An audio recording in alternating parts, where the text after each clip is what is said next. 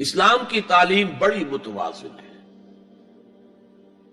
ایک طرف سوال کی مذمت ہے، مت اپنا دستے سوال دراز کرو کسی کے سامنے. جو شخص ہاتھ پھیلاتا ہے مانگنے کے لیے وہ اپنی عزت نفس کو ہتھیلی پر رکھ کر آپ کے سامنے پیش کر رہا ہے، اور آپ ٹھوکر مار دیتے ہیں اس کی عزت نفس. مانگو اللہ سے، اللہ کسی کے دل میں ڈالے تمہاری ضرورت پوری کر سکتا ہے، بغیر اس کے کہ تم کسی کے سامنے دستے سوال دراز کرو. تو سخت مذمت ہے.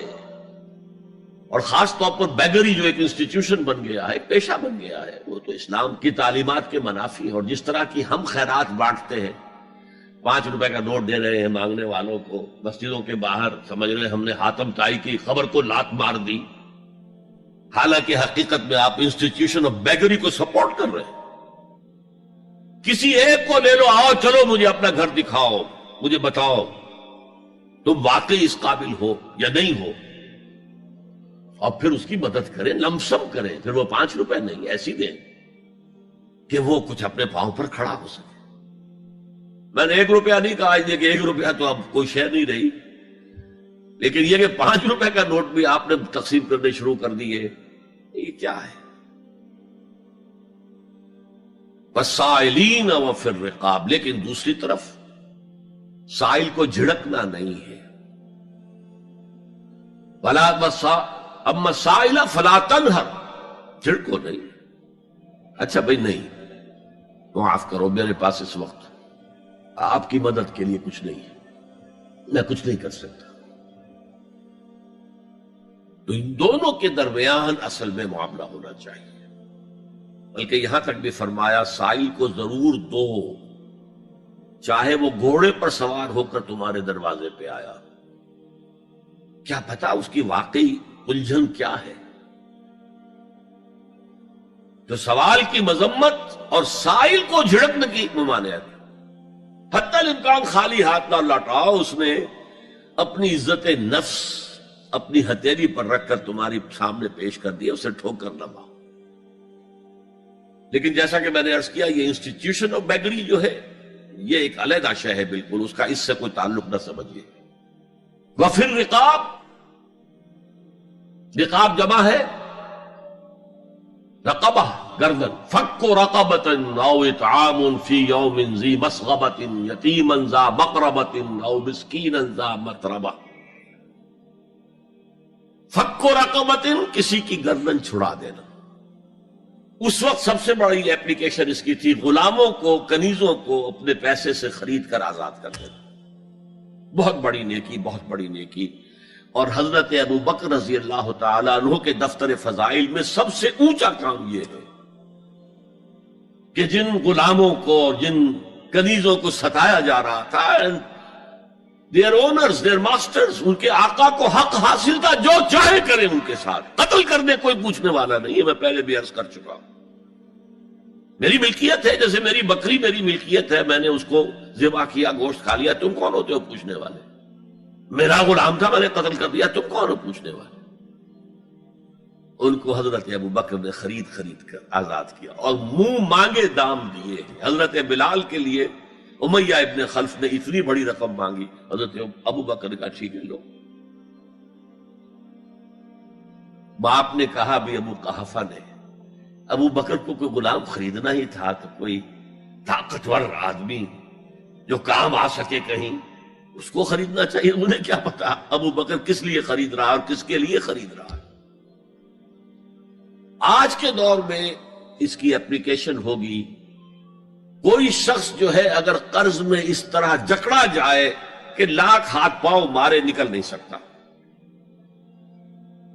اس کو کوئی لمپ سم مدد دے کر اس قابل کیا جائے کہ وہ پھر اپنے پاؤں پر کھڑا ہو جائے. یہ نہیں کہ اسے آپ ہر مہینے کچھ رقم دیتے رہے مینٹیننس کے لیے، نہیں، اس سے تو وہ اسی پوزیشن میں رہے گا. یہ بعض مائنورٹی کمیونٹیز کے اندر یہ معاملہ موجود ہے.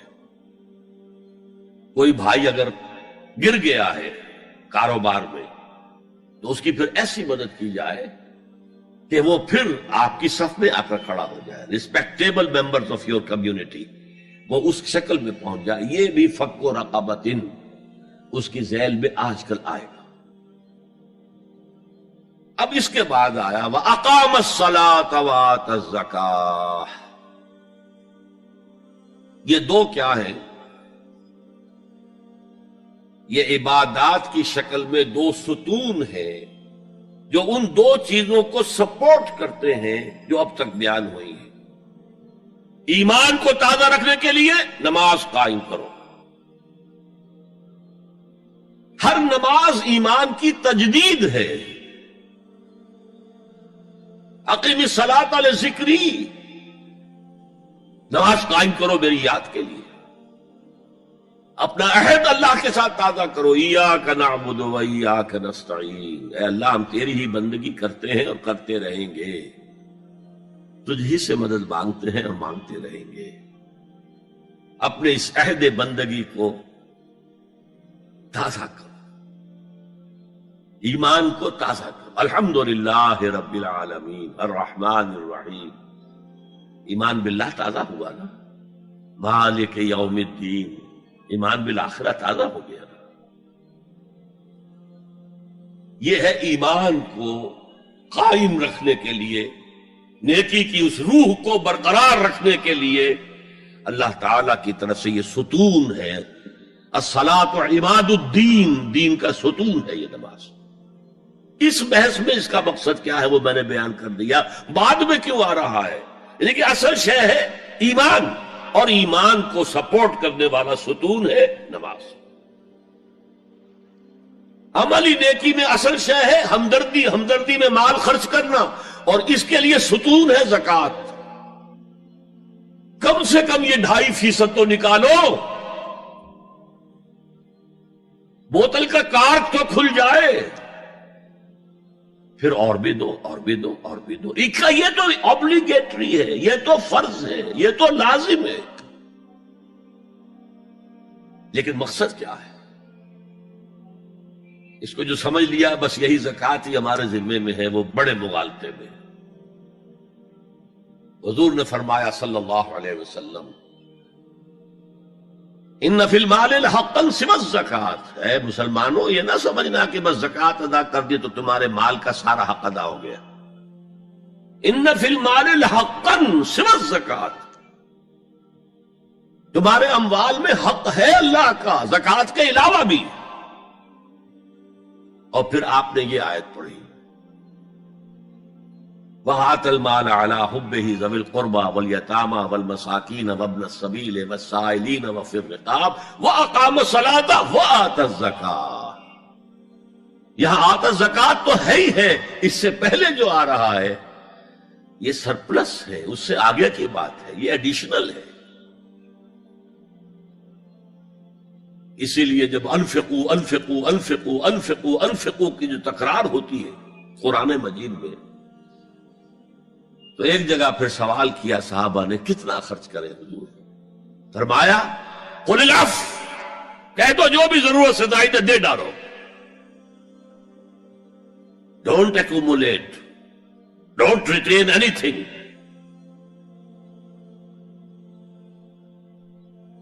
ایک بات آپ سے کہوں، آپ کچھ چونک جائیں گے. حضور نے کبھی زکوٰۃ دی؟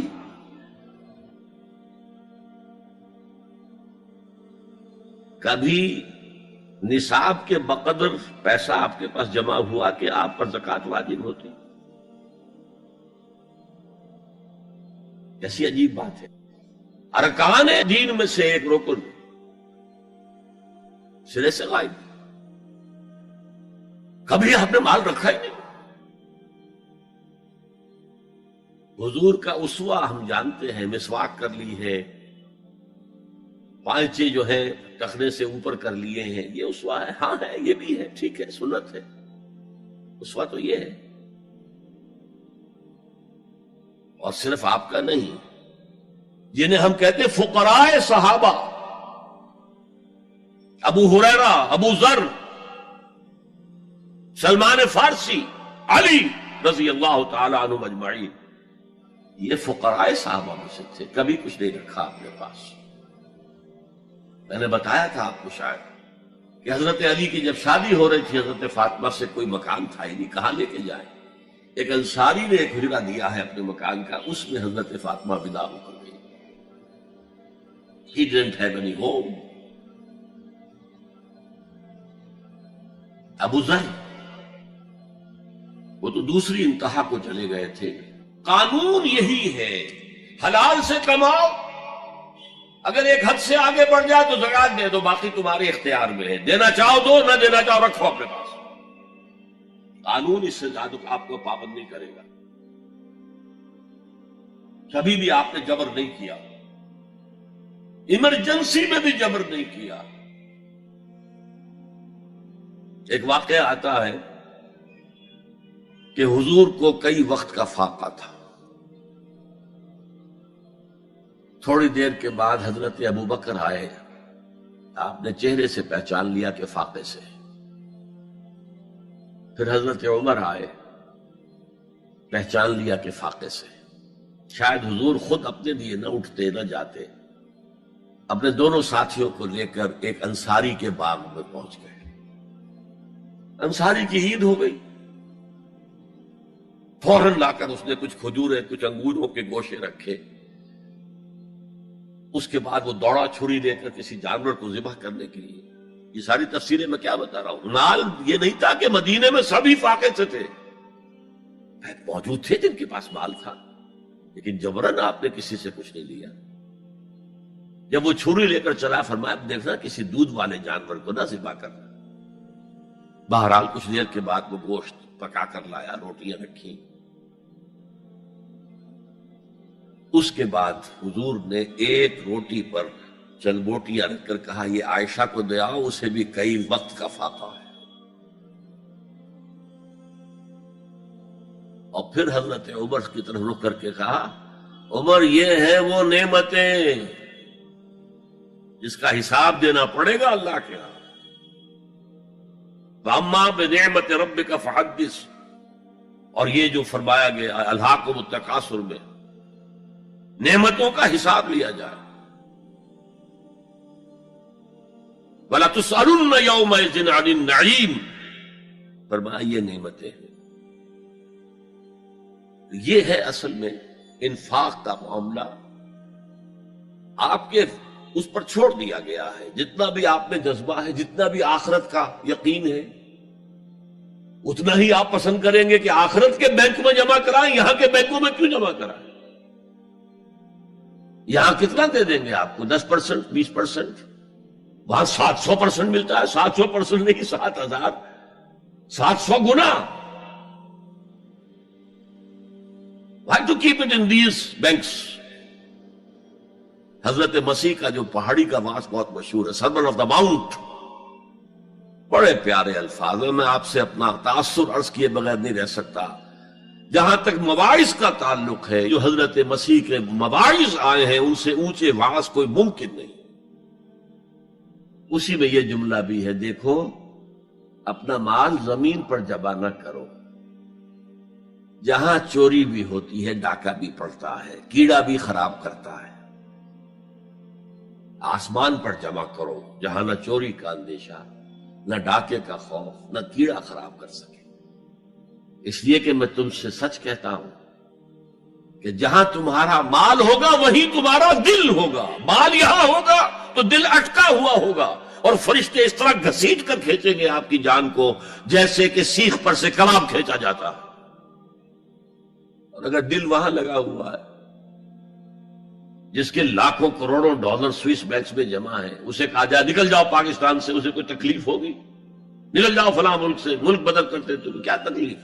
میرے بینک کے اندر پیسے ہیں. البتہ جس کا باہر کچھ نہ ہو اسے اگر یہ دی جائے سزا تو اس کی تو جان پر بن جائے گی.